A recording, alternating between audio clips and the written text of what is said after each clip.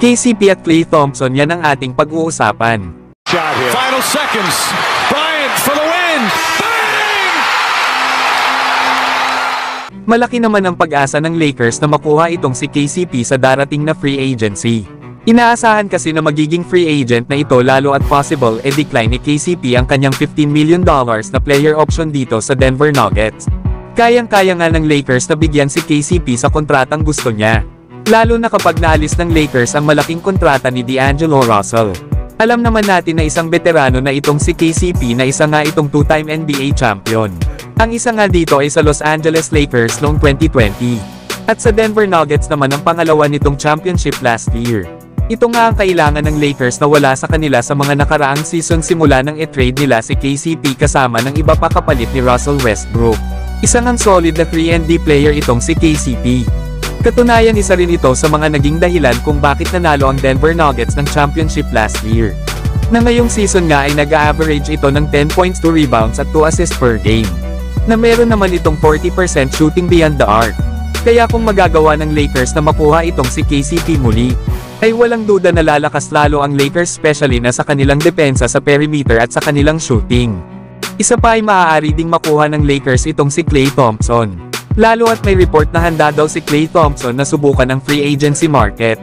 Alam naman natin na nag-offered ang Warriors ng extension sa kontrata ni Thompson sa pagsisimula ng season. Pero wala ngang done deal na nangyari. Kaya naman willing na ngayon si Klay Thompson na tingnan ang ibang offer ng ibang kupunan. Katulad na lang ng Orlando Magic, Philadelphia 76ers, OKC Thunder at sa Los Angeles Lakers. Malaking bagay nga ang isang Klay Thompson para sa isang kupunan na gusto manalo ng isang championship. Nasa ngayon, bagamat may edad na itong 34 years old, ay grabe pa rin ang madadala nitong tulong para sa kupunan na mapupuntahan niya. Lalo at isa itong 5-time NBA All-Star, 2-time All-NBA selection, higit sa lahat ay nanalo na ito sa Golden State Warriors ng 4 na championship. Na ngayong season, bagamat nag-struggle ito sa kanyang performance sa Warriors, ay nag-average pa rin ito ng 17 points, 3 rebounds at 2 assists per game. Na meron naman itong 38% shooting beyond the arc.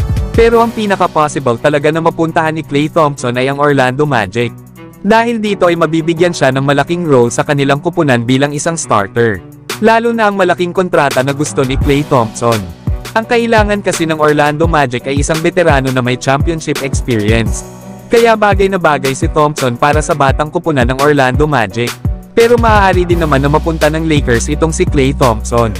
Pero sa pamamagitan nga lang ito ng trade. Maaari ngang ibigay ng Lakers sila Austin Reeves, Rui Hachimura at ang number 17 overall pick ng Lakers.